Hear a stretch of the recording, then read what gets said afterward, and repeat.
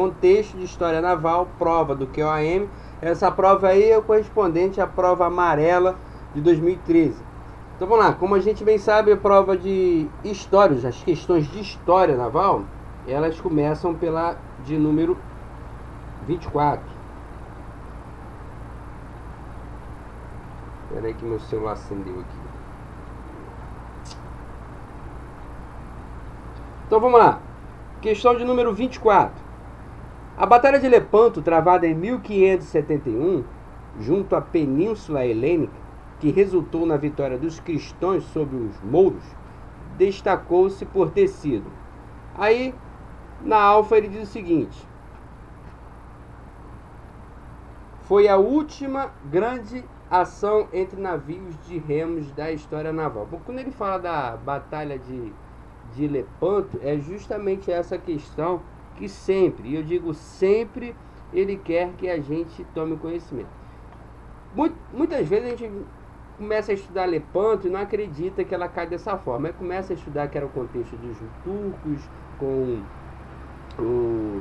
os espanhóis e quem ganhou. Não, mas normalmente na prova do QOAM, o que ele cobra de você, o conhecimento que ele cobra sobre Lepanto é se você efetivamente sabe que ela foi a última batalha remo. E outra coisa, um dos poucos conflitos onde teve só ação naval, tá? E outro ponto importante, nesse contexto aí, eles tentam empurrar também a de Navarino, que é a última vela, tá? Então, procuram fazer um trocadilho, uma confusão. E também, aí é o caso dessa questão, ele fica fazendo uma correlação com as guerras púnicas. Então, vamos lá. Alfa. Alfa já tá na cara aí, já é ela a resposta, tá? Ele já leu a alfa. Alfa já, de cara, já é a resposta. Bravo. Empregado pela primeira vez o fogo grego. Não, fogo grego, se eu não me engano, 660. Vamos dar uma olhadinha aqui. Uma olhada na data do fogo grego.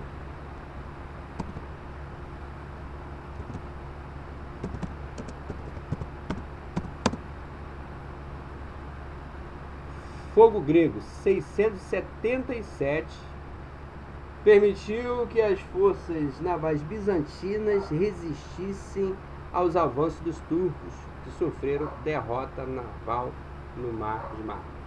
Então, a gente viu que não é essa. Charlie.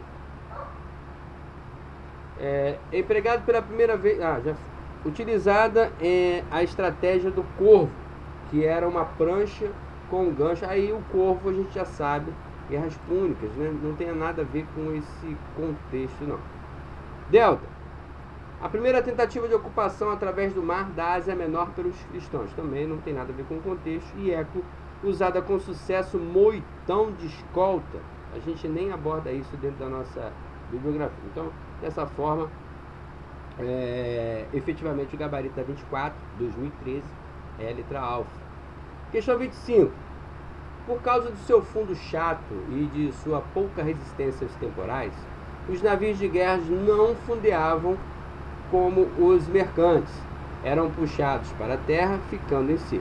Fato da história naval, Albuquerque. Devido a essa particularidade dos navios na antiguidade, ocorreram batalhas navais travadas em terra, quando acontecia de um inimigo atacar a esquadra antes que os navios pudessem ser postos a flutuar. Dentre essas batalhas pode-se destacar, aí, dentro dessas batalhas navais travadas em terra, nossa bibliografia, ela enfoca bem, incisivamente, só nessas duas aí. E é o que a gente tem que tomar conhecimento mesmo, que é a de Micali, de Egos Pótumos. E atenção, página, essa prova é de 2013, mas essa questão, exatamente essa mesma questão, caiu na de 2007 ou foi na de 2008. Ou seja, as questões elas costumam se repetir. É um espaço de tempo aí, mas elas se repetem sim. Então, o gabarito dessa questão aí, no caso, é a Eco, Micali e Egos Pótumos. Aqui Micali é 479, se não me engano, e Egos Pótumos 405 a.C. Questão número 26. Questão número 26, ela pergunta o seguinte: no dia 1º de julho de 1917, novamente uma questão de Primeira Guerra Mundial. Note que antes, até que recentemente nem tanto, mas antigamente todo ano caiu uma questão de Primeira Guerra Mundial. O presidente Venceslau Braz declarou guerra contra a Alemanha, revogando a neutralidade que vigorava desde o início da Primeira Guerra Mundial. Dentre as razões que levaram o Brasil a participar desse conflito, pode-se citar, aí vamos lá, ele quer saber qual das opções abaixo é a correta, né? O que pode citar em relação à Primeira Guerra Mundial? A prática sistemática de extermínio de judeus nos campos de concentração. Olha só, pode até existir, de fato, mas a gente não estuda isso na nossa bibliografia. Então, a gente tem que se ater àquilo que a nossa bibliografia nos traz com informação. E a nossa bibliografia não traz essa informação. Pode até ter sido verdade, mas ela não traz isso. Bravo. O ataque à fortaleza brasileira na ilha de Fernão de Noronha, a gente também não entra nessa questão aí. Se não me engano, não foi nem na Primeira Guerra Mundial. Charlie, o embargo alemão à venda de café, principal fonte de recursos da economia brasileira no período? Na Primeira Guerra Mundial não era o principal, porque foi só lá para 1920, 1930 que a gente teve a chamada crise do café. Então até então não tinha esse elemento, base, não era essa a questão. E a gente também não estuda isso dentro da história militar naval. Afinal de contas, história militar naval. Delta, o afundamento dos navios brasileiros, aí já tem a ver com história naval, né? Brasileiros pelos países membros do Império Central. Bom, inclusive, esse aí foi o verdadeiro motivo do Brasil ter entrado aí no conflito, o afundamento dos navios. Já é essa a resposta, tá? Vê que as outras opções, elas não entram muito dentro da bibliografia, estão extrapolando em muito o assunto. Podem até ser verdadeiras, mas elas não estão dentro do nosso conteúdo. E eco a pressão da opinião pública que voltou um plebiscito em favor da entrada do país na guerra. Não, o país não queria guerra. Então vamos lá. A questão de número 27. Mais uma questão onde nos mostra aí um mapa, uma figura, né? E nesse mapa nem dá para observar direito, mas o que a gente tem assim que dê para observar, né? Que dê para tirar de conclusão. Ele está falando do continente, daquela parte lá do japonês, né? Muitas coisas das ilhas japonesas, né? E está falando aqui, não dá para ler direito, né? Quando o mapa está assim, que não tem muita informação, então a gente se atende só no que realmente dá para observar. Aqui, ó, eu estou vendo leite aqui, ó. Leite, somar, leite. O que dá para ver aqui é só leite.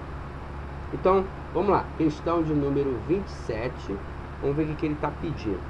Depois da derrota da batalha no Mar das Filipinas, os japoneses voltaram pela última vez ao ataque, agora numa missão praticamente suicida. Assim, os nipônicos ativaram em outubro de 1944 o plano Shoin, Vitória 1, baseado na sua capacidade de executar operações noturnas e eventualmente conseguiram vitórias sem uma suficiente cobertura aérea. Revista Marítima, não fala mais nenhum tipo de informação. E aqui, a única coisa que deu mesmo foi a leite. Então vamos lá. Alfa, o mapa e o trecho acima refere-se à Batalha de Iwo Jima ou Golfo de Iwo Jima.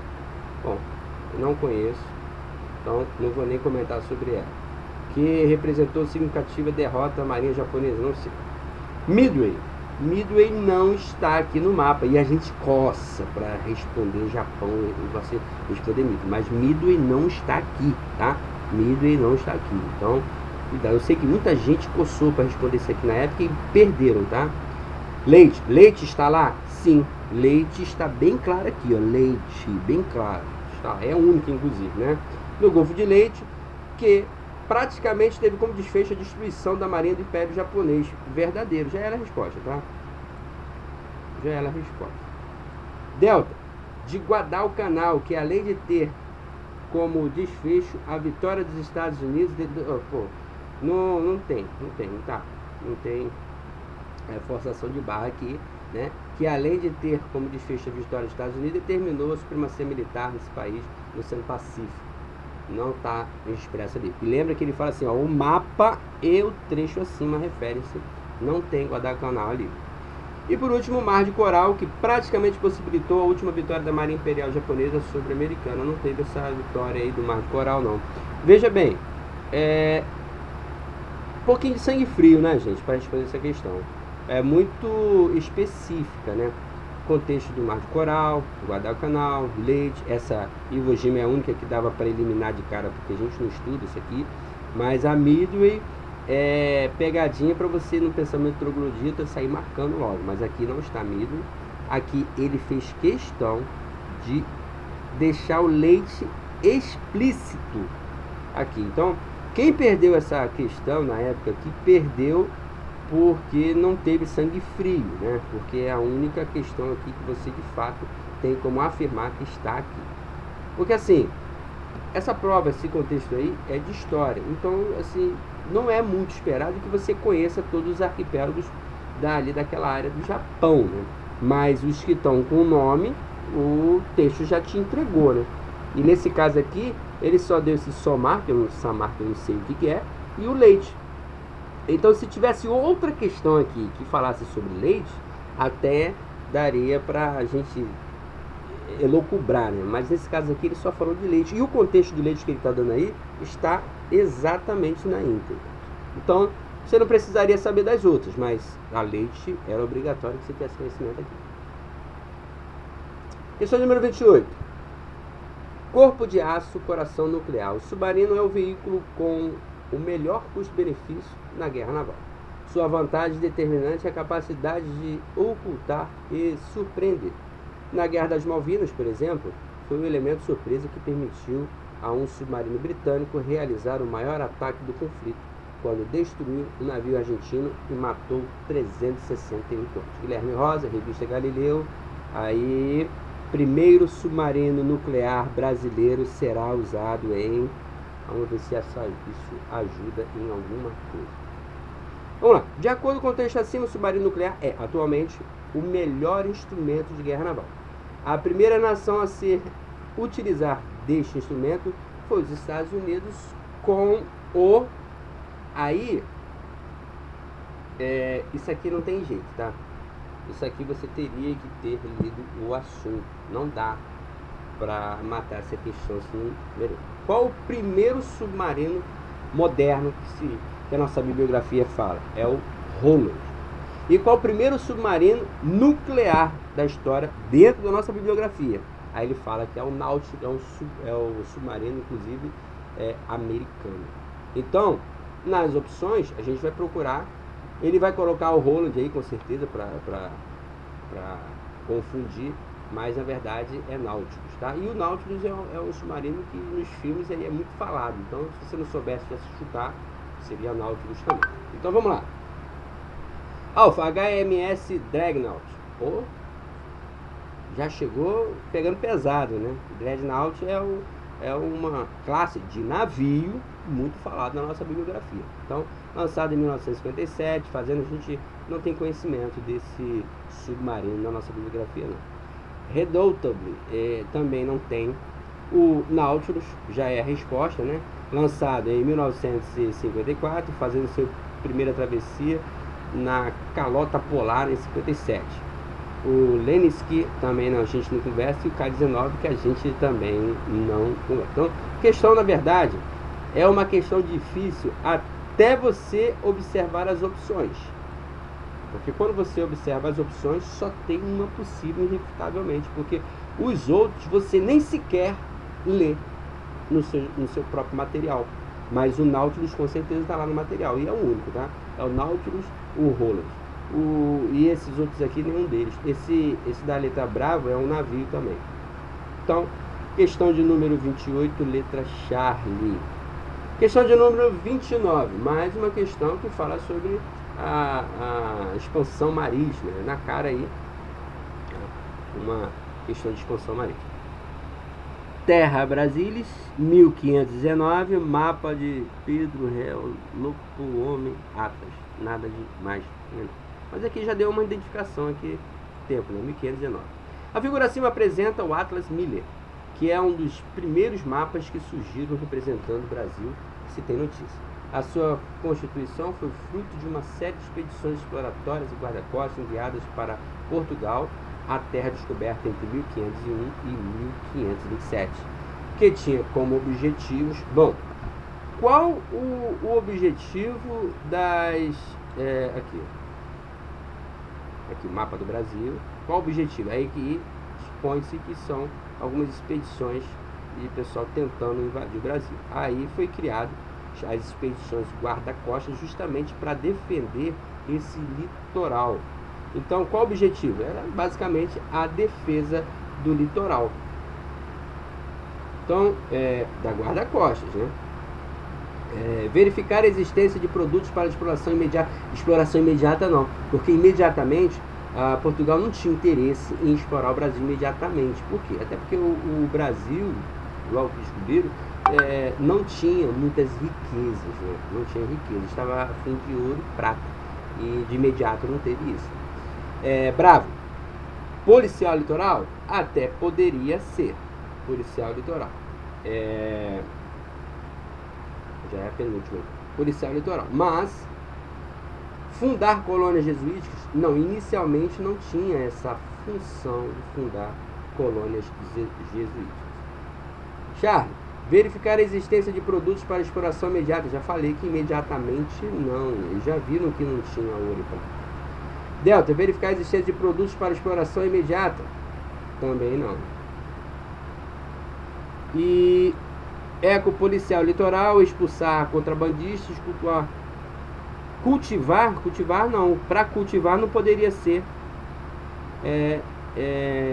policial, guarda-costas, né? Então, como eu invalidei todas, algum conceito meu está errado. Então eu vou tirar aqui o conceito da imediata. Vou aceitar o imediata como correto e vou ter que invalidar por outros. Cultivar gêneros agrícolas, não, porque era expedição exploratórias e guarda-costas.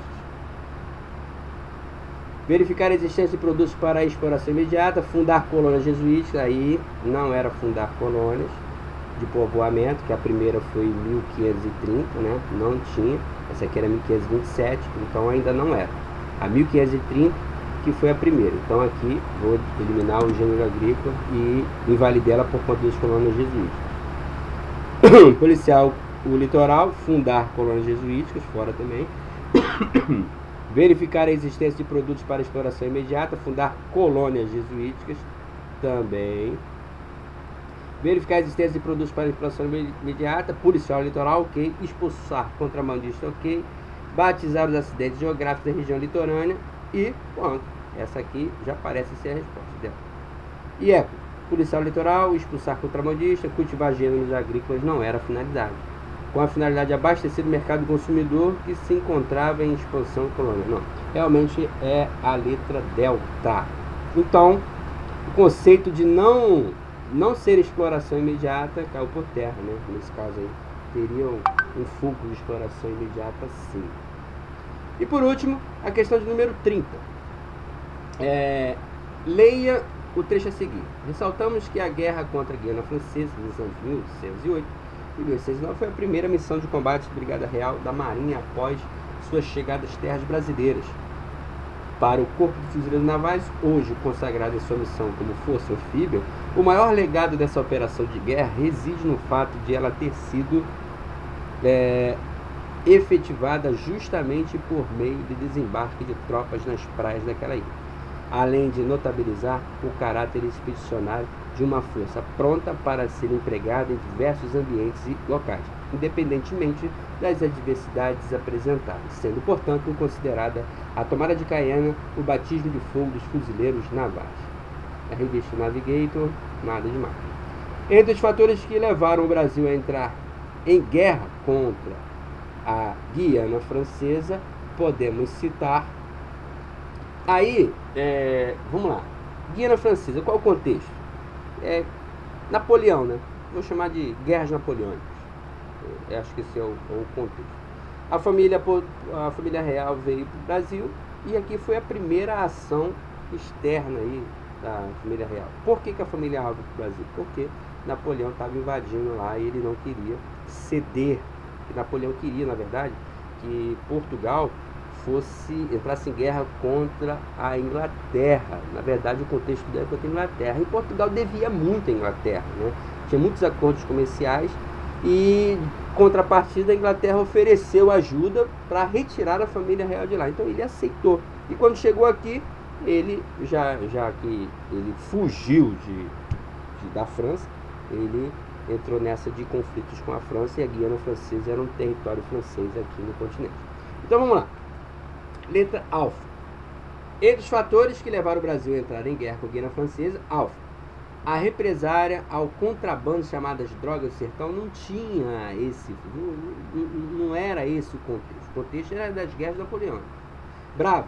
A retaliação do Império Napoleônico e a fixação da linha fronteiriça pelo rio Oiapoque. Sim, tinha essa questão também do rio Oiapoque. Essa é boa. Essa é boa, né? Charlie, a fixação da linha fronteiriça pelo rio Oiapoque e o não pagamento de dívida com o Brasil. Não tinha esse dívida, não. O Brasil saiu fugido, isso não era motivo, não. Tá? Inclusive, ele praticamente saiu corrido. Saiu corrido de lá. Então, não tem essa questão de dívida. Delta, o não pagamento de dívida com o Brasil. De novo, ele insistindo em não pagamento de dívida. Ele está querendo dizer que a Guiana Francesa estava devendo algum dinheiro para o Brasil. E pode até ter existido esse contexto financeiro, mas a nossa bibliografia não explora isso. Então, afora. E eco, a retaliação do Império Napoleônico, sim, e a represária ao contrabando das drogas de sertão. Eu não sei por que ele entrou com essas drogas de sertão, porque esse contexto aí não faz parte desse conflito, não. Então, realmente, o gabarito aí é a letra bravo. E aí eu encerro aqui a parte de 2013. Aí eu vou fechar aqui 5h22, 5h30 eu entro com a de 2014, porque eu tenho que abrir aqui o computador lento para vocês não ficarem perdendo tempo aí. Aí eu vou pedir que todo mundo saia e entre 5h30 novamente, tá? Agora um recado, gente. A partir de segunda-feira vai ter a Semana do Português ministrada pelo professor Rosenthal, tá? O monstro da parte de português. Ele já tem um currículo muito grande de aprovados em concursos públicos aí brasileiros. Então, quem puder, às 20 horas, professor Rosenthal. Vou botar o link aqui no grupo, tá? Eu não tô ganhando nada com isso, não. É só que a aula dele é top. E como já está em semana de revisão, então eu sugiro que quem puder e tiver tempo, assista, tá? Então tá aí. Volto daqui a 7 minutos. Valeu, galera.